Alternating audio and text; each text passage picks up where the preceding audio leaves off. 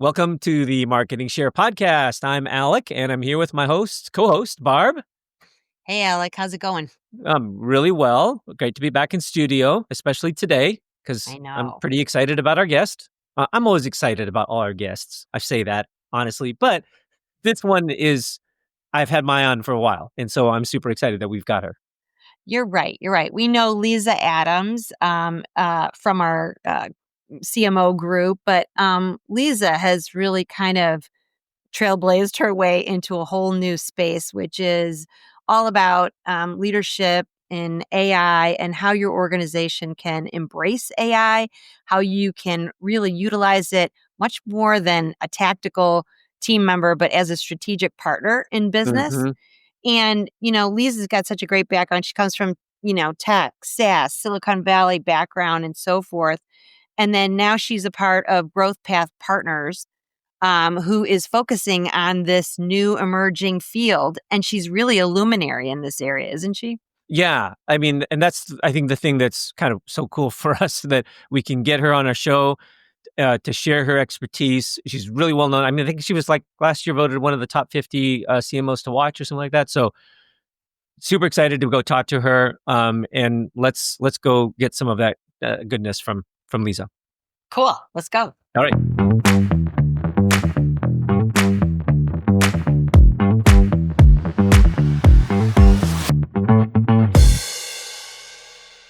Hey, Liza, thanks for joining us on our podcast. Hi, Alec. Hi, Barb. Good to see you guys again. Hi, Liza. Oh my gosh, I'm super excited that we have Liza online today because we have been watching all of her. I mean, she's such a luminary in this area of AI, right? We're all learning from her in real time, which is exciting. Liza, welcome. Thank you, Barb. By the way, I'm equally learning from everybody, so don't put me on the pedestal.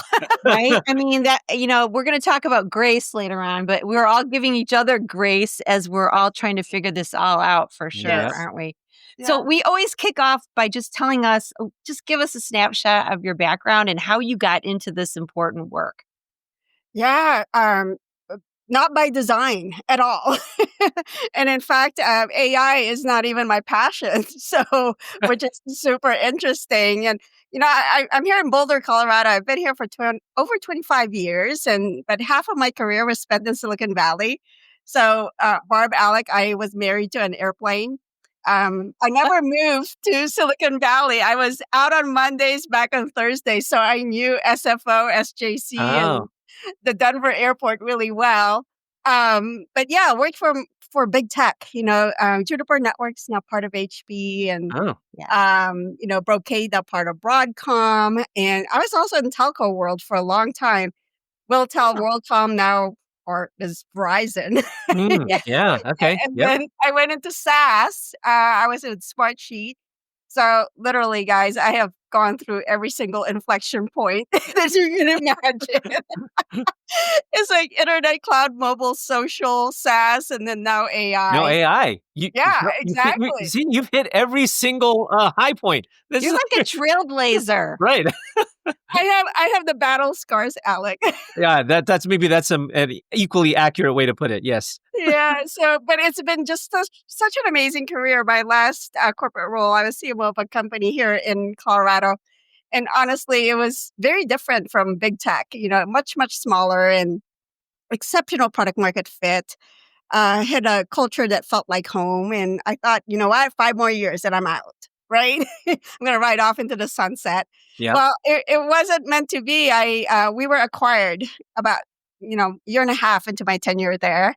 And we all turned over at the leadership team, at the executive team, and including me. So I didn't know whether I had it in me to go back to the Valley, right? So I said, well, maybe that was it. And I'm going to try to serve on boards. So I looked into board service, but found out that there are only 41 marketers on Fortune 1000 boards. And less than 3% of all board members, regardless of company size, have marketing experience.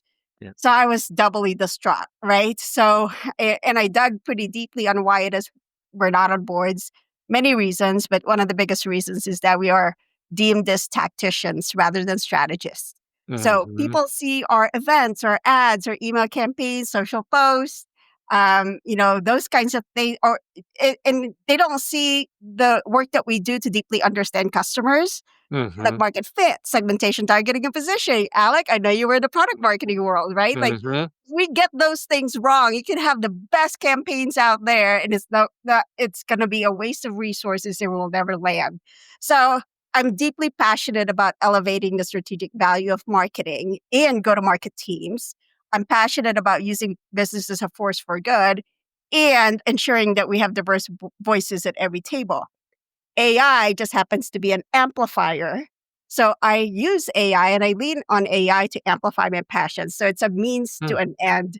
And my last role happened to coincide, my exit from my last role happened to coincide with the launch of ChatGPT. Mhm. And with that launch, I almost automatically saw what most people didn't see at that point, because many were simply using it to I don't know, craft blogs or summarizing emails or creating images.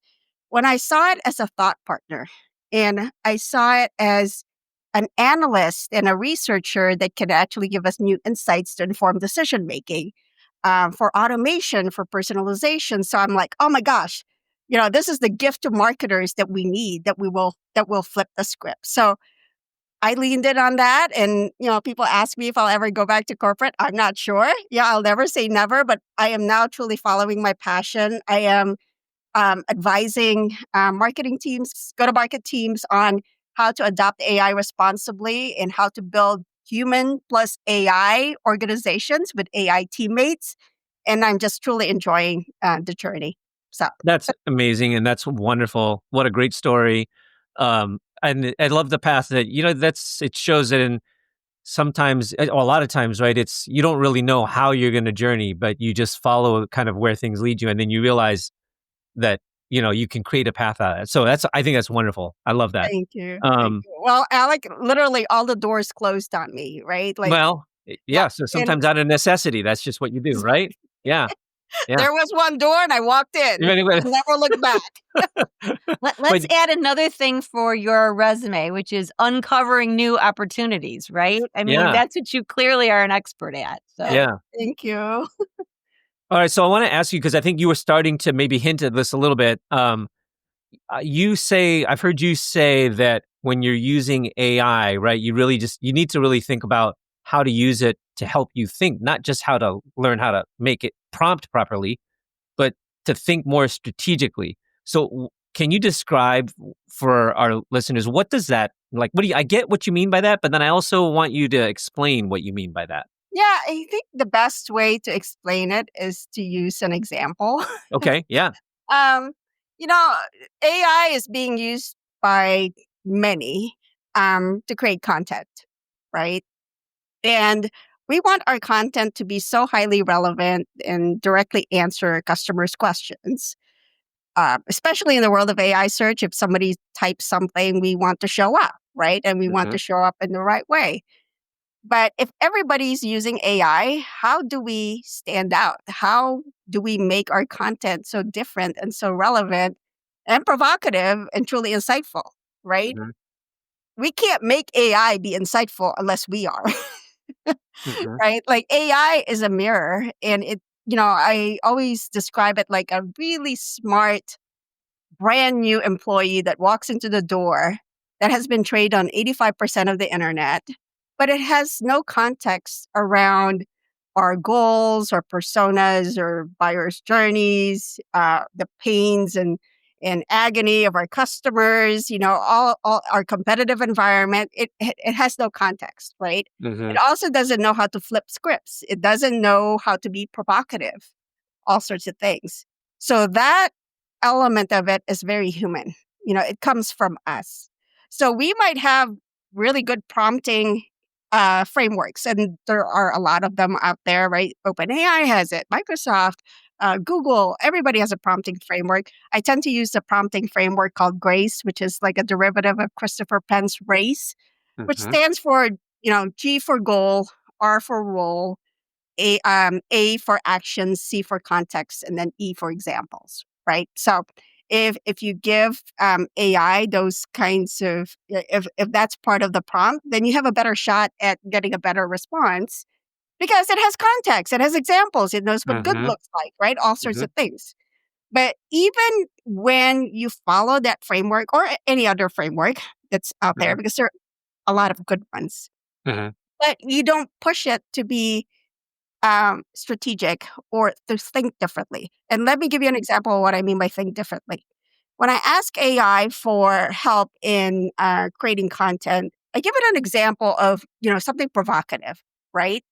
But your prompts need to say something like identify some counterintuitive narratives.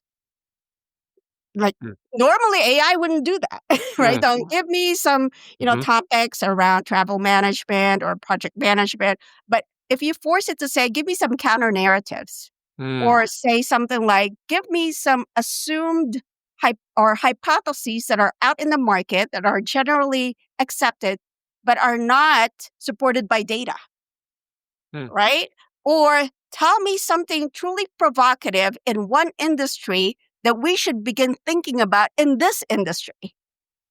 So when you start really thinking deeper, thinking differently than your competitors and start applying things that people might not normally think about because they're not in it on a day-to-day basis, but AI can actually look across. It could look at a different industry. It can look at a different business model and help us figure out what we can use from those industries and apply it into our own.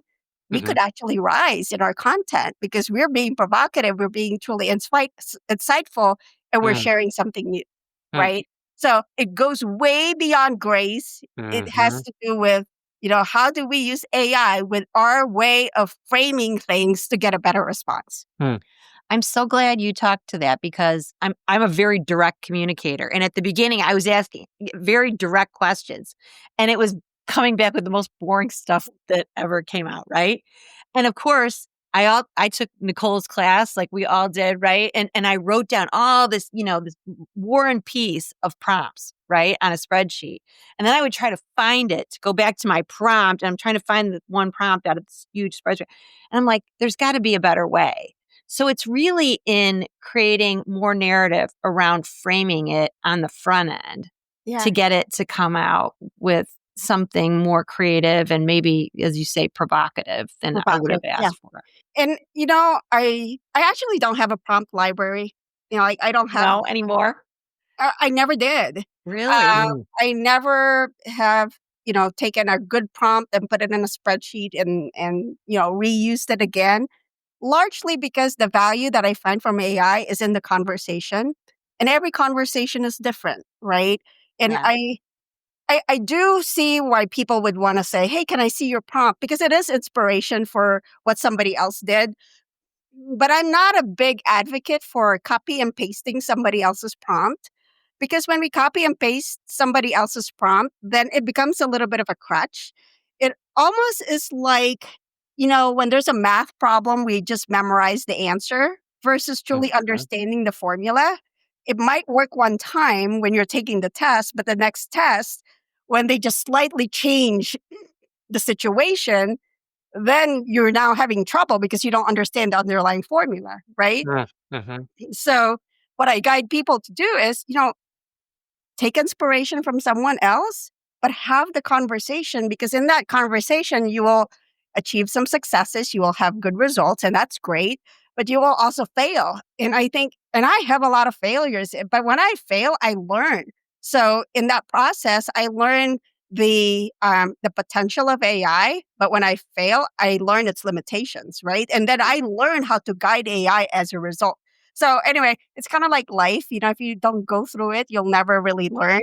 So it's like, go through it yourself rather than have somebody go through it and just follow their lead. So I'm really glad that you said that. First of all, because I also don't keep a prompt library, and so now I don't feel as guilty. It's like, oh, okay, see, I've been validated. but but more seriously, though, I think also that what that means, and you didn't say it, but I'm gonna read it back to you this way. I think a lot of people think that you can go to AI as a shortcut, right? And but you can't, because if you want a good answer, you have to engage deeply and fully with AI too, right? You have to ask it tougher questions, which means you have to think of what those tougher questions are in order to get really, really insightful or innovative, right? Responses. So that because I'm always surprised where like, oh, I'm thinking, oh, I know, I'll just get AI to help me do this. And then I find that, oh, actually, I just sat here for like 45 minutes working with it. And then I think, yeah, but I feel good about the answer that I got because I put the time in. Yeah. Well, I love that, Alec. And just one caveat. I know you're feeling like a rock star right now because you don't have a prompt library. Let me bring you and me down to reality. Yeah. Yeah. There is actually, a really good reason why we should have, a prompt library in some Yeah. situations. If something is so repetitive that you Yeah. do it over and over again, and it's something that you have expertise in, you've seen it work time and time again, and you want to expand, you want to share that expertise with others, right? Yes. Yeah. So, heck, create a custom GPT. Yeah. Yeah. Put it in there, and you won't ever have to prompt again. And it's not just like I have a custom GPT for creating my talks and my statements of work and things like that, right? Yeah. And when others want to do it, they could just leverage your expertise, and you won't have to tell them how to prompt it. So, Yeah. Okay, that's a good caveat. I need to create some custom GPTs. Yeah, it's like a little workflow prompter, right? Or something. yeah, exactly. Yeah. Okay, now let me ask you a different question. You also talked, and this is the one that I'm really dying to ask you about, so I'm excited about asking this question. You have talked a lot about how marketing teams should be built around the AI role as well. And I've seen your stuff, like you post like, hey, you've got a team mapped out where these are the human members of the team, but each human member team is also supported by an AI agent. So this is something that I would like to do, but I still can't get my head wrapped around like how to make that happen, right? So not that you can explain it all in a short answer, but can you give us a little bit more about how you advise and help people do that? Yeah, this is probably one of the most uh, critical insights that I would say when it comes to AI, especially when you're building teams Yeah. and upskilling and reskilling your people.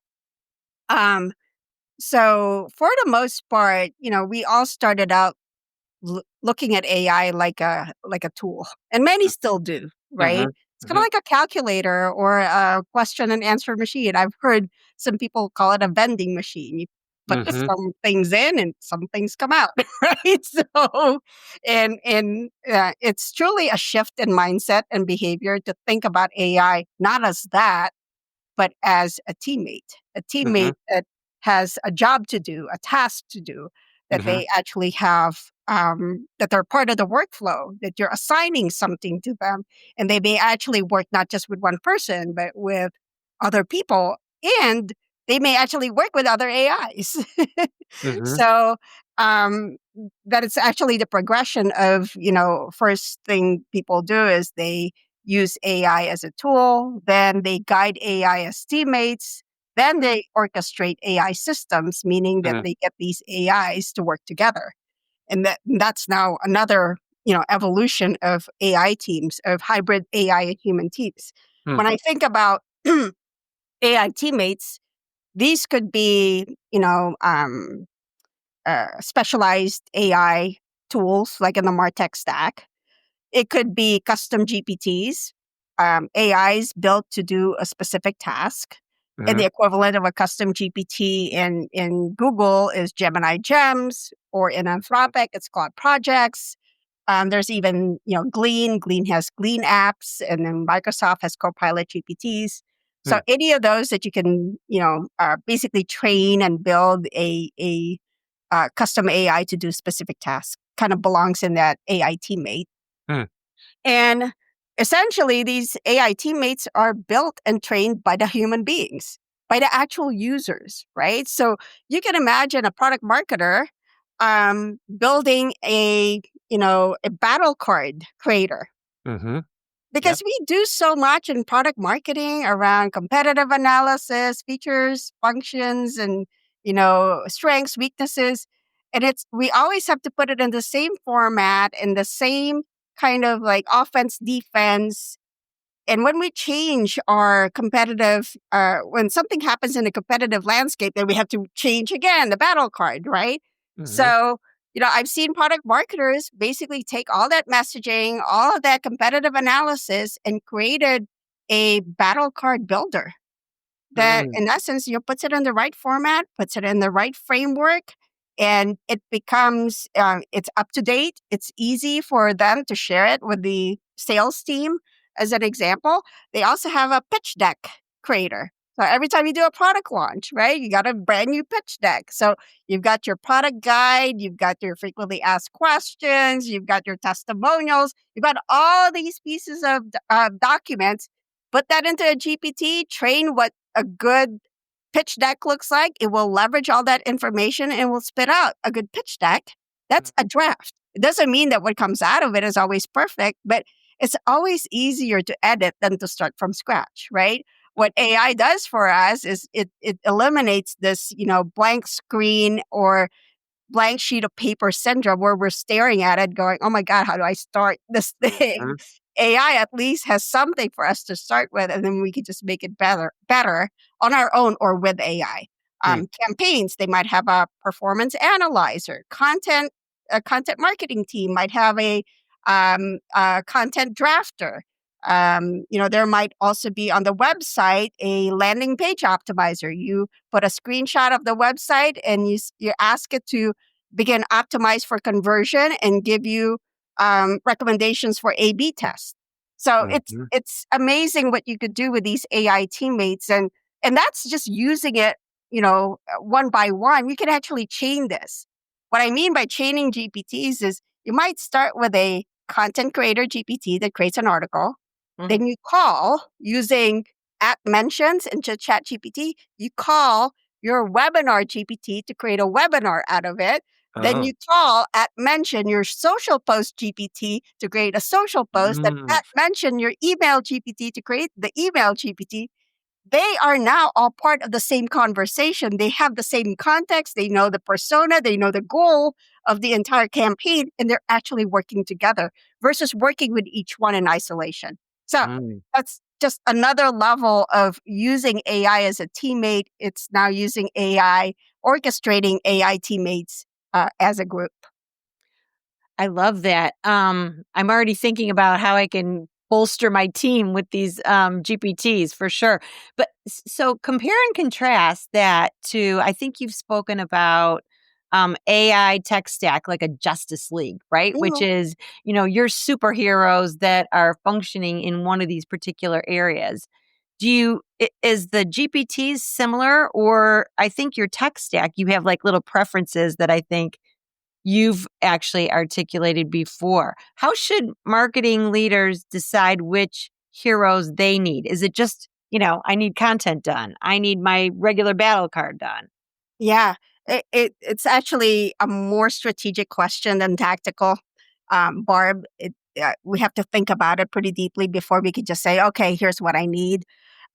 Because there are so many potential GPTs that we could create, right? Yeah. And I typically guide, teams along 3 dimensions. The first one is to figure out what GPTs you're going to create, figure out the jobs to be done, and the use cases that compose that job to be done. And then align those to your strategic initiatives. And typically marketers, go-to-market teams, we have 3 to 5 strategic initiatives. And when we align use cases to strategic initiatives, we have a better shot at actually driving adoption, because those strategic initiatives have goals, they have KPIs, has an owner, budget, timeline, resources, and it has the eyes of the executive team, maybe sometimes even the board, right? So figure out the use cases, jobs to be done, align it with the strategic initiatives. The second one is around figuring out your biggest areas of pain. So I had a CMO that her biggest area of pain was copywriting. There was not a single copywriter in the team, and there was no external copywriter. So content creation was truly hard for this team. So one of their first GPTs is our content topic ideator. then a drafter, right? And all sorts of things. And now that team is able to create content 75% faster before than the GPTs. Another CMO, her biggest challenge was translation and localization because she was having to translate all of their customer-facing materials into 8 different languages for their global audience. And they were spending a lot of money on agency fees, as well as it's taking anywhere from 3 weeks to over a few months to translate the content, right? And it's no longer timely. So figure out those biggest areas of pain that you can get a lot of value so quickly. And once people see the value of it, it's kind of like, oh my gosh, we just did that with translation. And with what else can we do? And it kind of starts the momentum. The last advice to people is lean in on your trailblazers. Trailblazers are these people who are so intensely curious, and they're already building these things, right? They're already building these GPTs. Leverage them to actually inspire others and put them on a spotlight and show and have them show people what they did, what worked, what didn't work. And I think that in and of itself can create a lot of excitement in the team as well. That's great. Before you do that type of automation and creating these AI agents, I think you do have to make sure your process is ready for it, right? And I know you've spoken to that too. So what's your advice there, right? So that you don't automate on top of bad process. Yeah. I And mean, again, a very good question. My goodness, you guys are making me think super hard. Don't think too hard. Don't think too hard. No, the reason why I believe it's such a good question is it's so rare that people go down that path.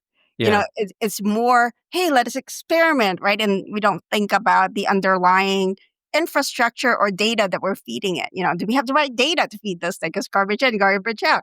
Are we automating the right process? You know, somebody has said, you can't possibly reimagine the future of work when you're simply automating the past, right? And when you're just automating the past, which could be bad processes, you know, that's not truly rethinking and giving ourselves a shot at something better by rethinking work, right? We're just actually speeding up failure.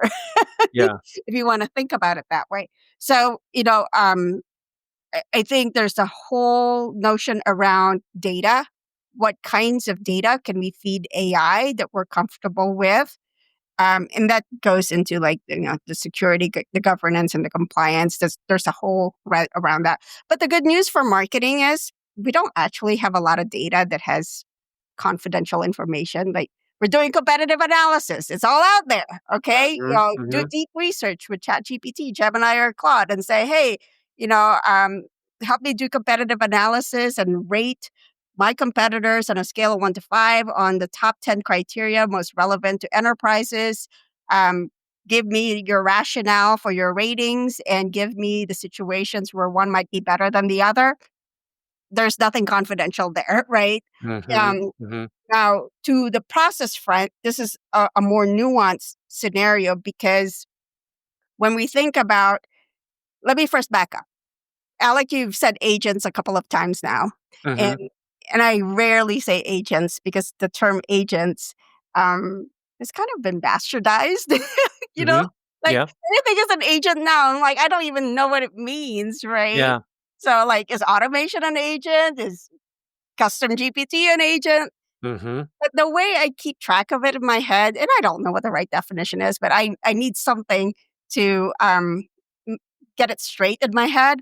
You know, an agent is an AI that does tasks on our behalf autonomously. Okay. So now people would say, well, is that automation? No, I believe that when you have to give it instructions to automate something, that's a whole different ballgame, right? This thing is doing something for you autonomously without you sitting there instructing it and without you just watching it do its work. And there's actually like 5 things that I think about that an agent should do. First thing is it needs to set a goal. It needs to plan.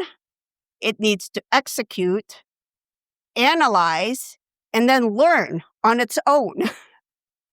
But many of the agents today primarily do execution, Yeah. Right. right? Right. Some agents, Agent Light, in my opinion, do planning and execution. So, for example, deep research, it actually plans how it's going to do the research. And it says, hey, this is how I'm going to do it. You okay with this approach? And then Okay. you say yes. And then it does its own research, right? So now it gets into planning and execution. But Mm-hmm. I don't know of a single agent out there that does all five yet, right? So for me, I'm just saying, I don't know if what you're building is an agent. For the most part, Yep. automation isn't. But which of these five things is it actually doing, right? So when we get to the process part, just back to your question, Alec, I think we need to think about, what parts of the five are we trying to do? If it's execution, I think there's some things that are not designed for everyone. So, for example, let's say that you've got a process, you want to create an agent that executes on its own, and it needs to read and write from your CRM and from your marketing automation tool. Mm-hmm. Now, you're not going to give that capability to anyone. Like, no one should be, you can't possibly give every field marketer the ability to create an agent that reads and writes to your CRM Yeah. because that requires an additional level of technical expertise. And it also requires um, um, having a conversation with legal and IT.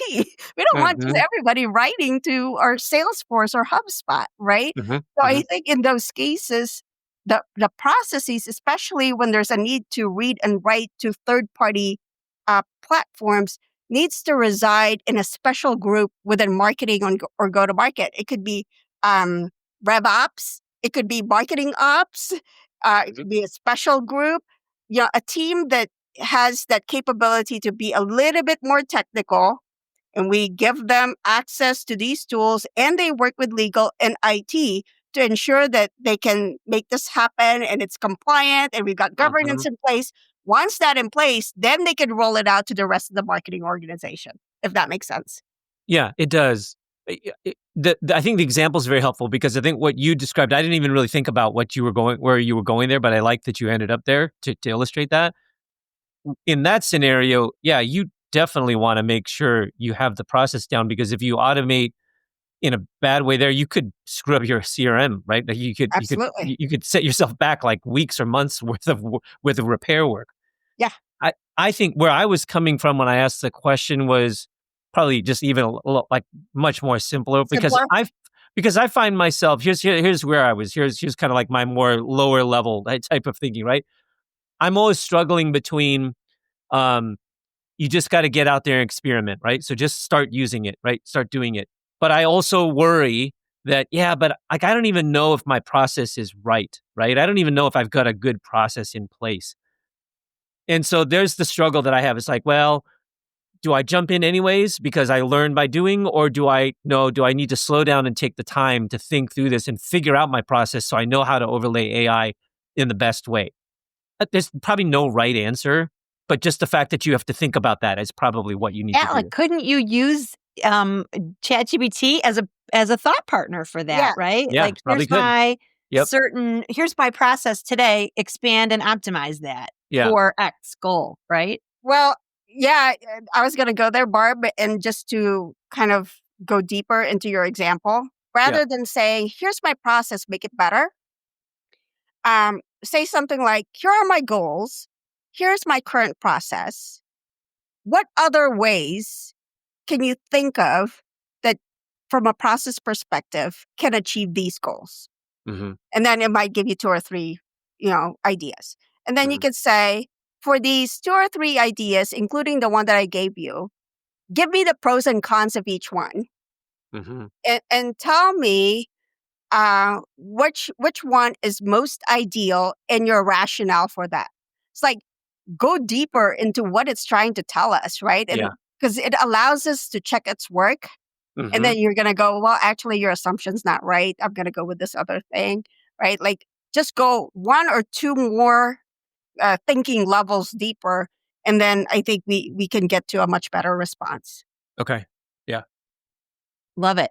Okay. Back to cautions that we've been talking about. I've had a lot of interviews with CTOs, and they'll always say, hey, technology and now AI is always developed faster than it's adopted. And, I'm thinking about my own work too. It's like, it seems like there's more content coming out, certainly a lot more. The velocity of that is definitely higher output. But do you ever see any challenges with our ability to take all this content and make sure it's actually communicating with these audiences? I read somewhere that we have like 75% of websites are now using AI, content to populate. And by the end of this year, it's going to be like 90%. Is there any worry that we're really resonating? Is more actually connecting better with audiences? Do you see that? Uh, Again, such an insightful question, and I'm going to go down the AI search angle on this. Like, many are focusing so much on being cited by AI or showing up in AI, right? Mm-hmm. But less brands, less people are focusing on how we show up. Like, are we being represented in the way that we want to be represented? Mm-hmm. And guess what? There's this study by SEMrush. It just launched like a few weeks ago that basically said that ChatGPT 4.0 responses, 50% of ChatGPT 4.0 responses cited a business website. So it is still highly reliant on what's on our website, right? So I can see people just populating the crap out of their website because they want the AIs to like take the content. However, I think we need to be super mindful about the content that we put out on our website because it will infer and make some assumptions if the content doesn't answer the question that the user is asking. So, for example, a lot of websites have feature benefit matrices, or paragraphs, features, benefits, right? Mm-hmm. And as human beings, we kind of have the intellect to go, oh, if that's the feature, that means I can analyze my data in real time and it will give me better insights. Therefore, it's good for a company with really complex data analysis needs. Perhaps for companies that have like 50 to 500 employees that have a lot of complex processes. So we kind of like take that feature benefit thing and then we kind of go, oh yeah, okay, right? Because we have the context. AI does it. So it goes into their website. The user says, hey, can you tell me, which vendors are ideal for a company that has 50 to 500 employees? We have highly complex processes. We use workflow automation for really big projects. We don't have huge compliance needs, but we do work on very complex situations. Well, AI is coming to your website and it doesn't say that, right? It just says features and benefits. Yeah. A website that distinctly says, we're ideal for these situations. We can solve these problems, right? Anything that's outside in, because the user is putting in a prompt or an inquiry that's from their perspective. Our website is from our perspective, from the brand's perspective. And the AI is going, well, I don't know how to connect that, right? So if we want to be represented in the right light, say for which customers and for which situations and for which problems we're good for, and also say what we're not good for. We can say we're great for this. Oh, and by the way, we're not great for startup companies with 10 or less employees. And we're not great for enterprises with really stringent compliance requirements. Right? So AI is going to give you, it's going to represent your positioning to the right audiences because not all customers are created equal, right? We don't want the wrong ones anyway because they're not profitable. It could tank our satisfaction and we will not get referred. Our brand will suffer. So the more specific we are, so here's what I say. We have to be so clear, so strategic, and so authentically human now because there isn't a human that's connecting the dots for us. We as marketers really need to do our jobs like no other. It's not about chasing the algorithm. It's about being. What I hear you say is we have to be much more overt on our websites, and all the stuff that we used to kind of hide behind the salesperson, right? You're leaving it open to interpretation then, right? You have to be just much super plain, super overt and clear. Yeah. We can't just say AI-powered workflow automation, leading edge, whatever. It doesn't mean anything to the AI. Right. Yeah. Yeah. I'm commented on this one with another guest we were interviewing on the same topic, and it's ironic, isn't it, that AI is hopefully going to now make us write better for humans, right? Isn't that kind of a cool but ironic outcome, in a good way? I think that's very intriguing. Okay, so that was a really good suggestion, which is write your website content the way that you want to be described. What other advice might you give then to a marketer who is concerned about this AI search thing? Because I think that is one thing that I think about marketers are really, really wrapped around right now, that we're all trying to, like, oh my God, we got to figure this out. What else would you say to that, or do you advise? Yeah, so we talked about how you want to be represented by the AI, right? Yeah. Yeah. Certain things we can control, certain things we won't be able to control, because it will look everywhere, not just our website. It will look at social, it will look at publications, it will look at Glassdoor, right? What are your employees saying about you? And it will form an opinion about you. So that's a whole different ballgame. So what advice there is, be everywhere that our customers and prospects are, where they are building trust and are having conversations, right? Okay. If we're not in those conversations, then we won't get served up. Okay. So that's one thing. But in terms of showing up, just being visible in AI search, again, back to not chasing an algorithm, but just deeply understanding the customer. Yeah.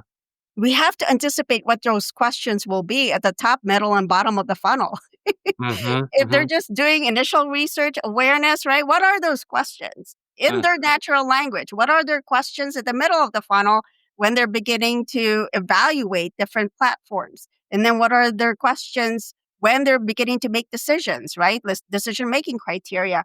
And, I always guide towards, hey, you can do customer surveys and interviews, but we can actually use AI to figure out what those questions are, because you can go into customer review sites. There's tons of reviews there that actual customers put in their language, right? Like, download those things. It's nothing proprietary. And use AI to say, hey, here's all the reviews from G2, Capterra, TrustRadius, Gartner Peer Insights. Can you infer what the top of the funnel, mid-funnel, and bottom of the funnel questions might be? And I'll give you a bunch of questions in their language, and then we can then take that as a draft and validate with prospects and customers. The next step there is, once we figure it out, then we got to create content that directly answers those questions, so that when those questions get asked, we show up. Beautiful. Beautiful. Okay, getting really practical here. So I have a lot of That wasn't practical, Barb. No. Getting super practical for these scale-up little lean companies, right? Hyper practical. Okay. I'm a lean company. This is actually, they've actually said this to me at some point, right? Or actually, if you're bringing in flex teams and those kinds of things for lean companies, lean scale-ups, what are the first couple of things that you're recommending or you've seen in practice, best practices on how best to take advantage of AI? And you know what, by the way, all the VCs are saying, how can I reduce headcount, right? What are the best practices for those lean teams? What would you say top 3 to 5 things that they should be thinking about right now? I'm super excited about the lean teams and the teams that have the most limited budgets and resources. And it's so counter to how people think, but I've seen this in practice now. Those that have the smallest budgets and the smallest teams tend to be the ones that don't have any choices but to reimagine work. Necessity. Right? Yeah. Yeah, it's like necessity. Like, they said scarcity is the mother of invention. Like, heck, I can't hire any marketers. I can only hire one. I only have one salesperson. Like, okay, but I have to compete with the behemoths. What do I do, right? So I'm actually seeing a number of smaller companies beginning to reimagine work, and their teammates are not human. Their teammates are AI. So, Alec, we talked about, product marketing has all these teammates, and now you've got a product marketer as as a teammate that you train on personas, right? Like, I've got a CEO that actually built a GPT that has personas in it of who they're targeting, and it helps him create messaging because he has one product marketer, right? He has one marketer.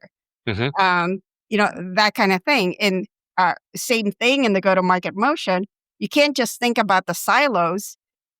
Actually, there's this study by Harvard and P&G employees, 776 P&G employees.